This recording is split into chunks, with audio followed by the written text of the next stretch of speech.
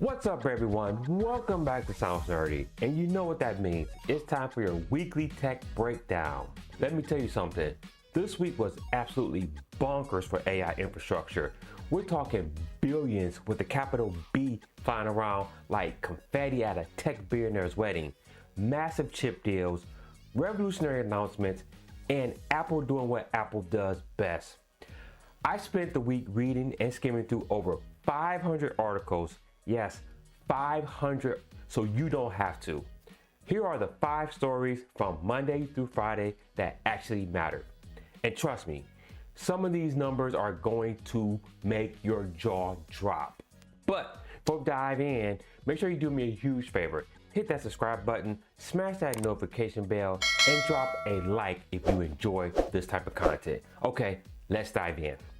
Starting off Monday with what might be the biggest tech deal of the year. AMD and OpenAI just announced a partnership worth, wait for it, up to $90 billion. Let me say that again, $90 billion. That's like, I don't even have a comparison for that. That's by a small country type of money. Here's the breakdown, and buckle up, because this gets wild. OpenAI is committing to purchase 6 gigawatts of AMD Instinct GPUs. Now, if you're sitting there thinking, what the heck is a gigawatt? It's massive. We're talking enough power to run 4.5 million homes. Doc Brown from Back to the Future will be losing his mind right now. The 1.21 gigawatts of electricity. 1.21 gigawatts! But that's where it gets absolutely insane. AMD is giving OpenAI warrants to buy up to 160 million shares of AMD stock at 1 penny per share. You heard that right, 1 cent. If OpenAI exercises all of that, they could own about 10% of AMD. AMD stock jumped 35% when this was announced. 35% in one day. I wish my savings account did that. Now, you know Jensen Huang from Nvidia had something to say about this, and he did. He said, and I quote, I'm surprised that they would give away 10% of the company before they even built it. And he called it clever, I guess. Translation, I'm a little worried about the competition, but I'm going to play it cool. That's Jensen speak for you. But there's the thing. Sam Altman from OpenAI was very clear that this doesn't mean they're ditching Nvidia. This is in addition to their Nvidia purchases. OpenAI is basically running around saying, give me all those chips from everyone, like a kid in a candy store, but the candy costs billions of dollars. The AI infrastructure arms race is real, people, and we're watching trillion-dollar build-outs happen in real time. Absolutely wild. Moving on to Tuesday, OpenAI hosted their DevDay conference in San Francisco. And let me tell you, they came with the announcements. First, the stats that made me do a double take, ChatGPT now has 800 million weekly active users. That's double what they had just 8 months ago. They're processing 8 billion tokens per minute through their API. The scale is absolutely bonkers. The biggest announcement, Agent Kit. And no, it's not a spy toolkit, though that would be cool. It's OpenAI's complete platform for building AI agents, and they're making it ridiculously easy. You get Agent Builder, a drag and drop visual canvas. Folks, you get to literally build AI workflows without writing any code. It's like Lego for AI, and I'm here for it. Here's the crazy part. They built a working AI agent on stage in 8 minutes. 8. I can barely make a sandwich in 8 minutes, and they're building AI agents. Companies like HubSpot are already using it and saying it's cutting development time from months down to hours. But wait, there's more. You know those late night infomercials? That's what this kind of felt like. OpenAI announced apps in ChatGPT. You'll be able to use Spotify, Canva, Zillow, all inside of ChatGPT. No more copy and pasting between windows like some kind of caveman. Just ask ChatGPT to make you a Spotify playlist or design something in Canva, and boom, it happens right there. OpenAI isn't just selling you AI models anymore. They're building an entire ecosystem. They want to be the platform for AI development. And honestly, they're doing a really good job at it. Wednesday rolls around and we get another massive AI deal. Are you sensing the pattern here? Because I am. Elon Musk XAI is raising, and I hope you're sitting down for this, $20 billion with a B, billion dollars. And Nvidia, they're putting up $2 billion into it. At this point, Jensen Huang is just throwing money at AI companies like he's making it rain in a tech club. I wish I was there. Now, here's where the financing gets creative. And I mean creative. They're using something called a special purpose vehicle, which sounds like a Batmobile, but it's actually a financial structure that will buy Nvidia chips and then lease them back to XAI. So basically, XAI gets the chips, investors get lease payments, and Nvidia finances its own hardware sales. It's like buying a car and then renting it to yourself. Look, I don't fully understand it either, but apparently it works. All this is going towards Colossus 2, XAI's second massive data center in Memphis. And when I say massive, I mean massive. The original Colossus had about 200,000 GPUs. Guess what? Colossus 2 is shooting for 1 million GPUs. 1 million. That's like, I can't even compare that number in GPUs.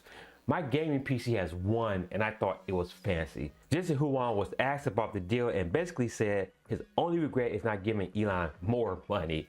Quote, almost everything that Elon's a part of, you really want to be a part of as well. That's high praise from a guy who's basically the Willy Wonka of AI chips. And according to Bloomberg, XAI has been burning through about $1 billion per month. Per month, people. That's why they need this massive cash injection. Thursday is Intel's turn, and they're coming out swinging with Panther Lake, their next generation laptop CPU. And folks, Intel needs this to be good. They've had a rough couple of years. This is huge for Intel because Panther Lake is their first major product built on their new 18A manufacturing process. And get this, it's the most advanced chip process ever developed and manufactured in the United States. USA, USA. Sorry, got a little patriotic there. But here's what it's promising. Here are their numbers, so we'll see if they deliver. Up to 16 cores with their new Cougar Cove P cores and Darkmont E cores. They're claiming more than 50% better multi-threaded performance than their current chips. 50%, that's like if your car suddenly went 50% faster. You notice that. The GPU side is really interesting. Up to 12 Xe3 graphics cores. That's a 50% jump over Lunar Lake, and they aren't just more cores for the sake of more cores. They're based on the new Celestial architecture, which is supposed to be more powerful. They're introducing a new Core Ultra X tier for their top-end models with all 12 GPU cores. Because if you're going to go big, you might as well go extra big, right? See what I did there? Now, let's keep it real for 1 second. Intel has had some struggles. There have been reports about yield issues with 18A.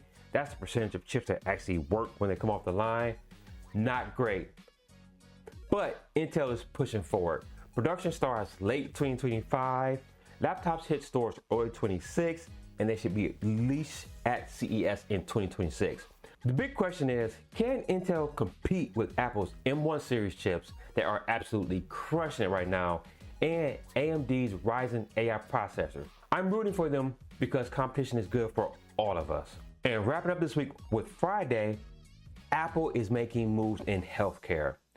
Big moves.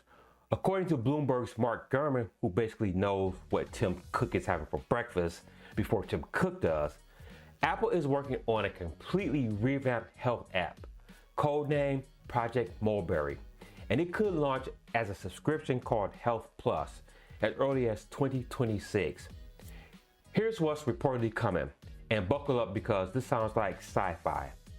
An AI health coach that takes all your data from your Apple Watch, iPhone, connected devices, and gives you personalized recommendations. We're talking nutritional device, exercise coaching, sleep optimization, the whole 9 yards. It's like having a personal trainer, nutritionist, and a sleep doctor all rolled into one AI. One huge addition, food tracking. Apple has mostly avoided this space, but now they're jumping in with both feet. They're going head to head with MyFitnessPal and Noom. The AI will help you log meals and give nutritional guidance. Your iPhone camera might analyze your workout form and give you real-time feedback like, hey, your squat form is trash, fix it. But nicer than that, probably. Apple is also creating video content with real doctors explaining health stuff. They're building a studio near Oakland, California to film it all. And they're hunting for a major doctor personality to be the face of it. Dr. Oz, start polishing off your resume. Just kidding, maybe. Now, the big elephant in the room, will this AI actually diagnose medical conditions? Most likely not. And that's probably smart. Apple doesn't want to get sued into oblivion because their AI said it's just a code and it turned out to be something far more serious. It'll probably stick to wellness coaching and preventive stuff with plenty of go see a real doctor warnings. They've moved health and fitness under their services chief, ADQ. Translation, they're ready to make this a subscription moneymaker. And honestly, if it helps people be healthier, I am all for it. And that's your week, folks. So what's the big takeaway here? AI infrastructure is eating billions with a capital B of dollars like Pac-Man on steroids. OpenAI, XAI, AMD, Nvidia, everyone's in an arms race to build the compute power for the next generation of AI. Meanwhile, Intel is fighting to stay relevant with American-made chips, and Apple wants to be your personal AI health coach. My brain is still trying to process some of these numbers. 90 billion there, 20 billion here. Pretty soon, you're talking real money. So here's my question for you. Which story blew your mind the most? The AMD deal, Elon's $1 billion a month burn rate, Apple's becoming your AI doctor? Let me know down in the comment section below. If you want a full breakdown with all the links and details to each of these stories, head over to ScienceRadio.com, and the link to all these stories will be down in the description below. And if you want daily tech news delivered straight to your inbox at 7:30 a.m., because who doesn't want tech news with their morning coffee, check out my newsletter. Again, link is down in the description below. Once again, thank you for taking time out to watch this video, guys. Do me a huge favor. If you enjoyed this breakdown, hit that like button, hit that subscribe button, and share this with your fellow tech nerds. Until the next video, guys, stay nerdy.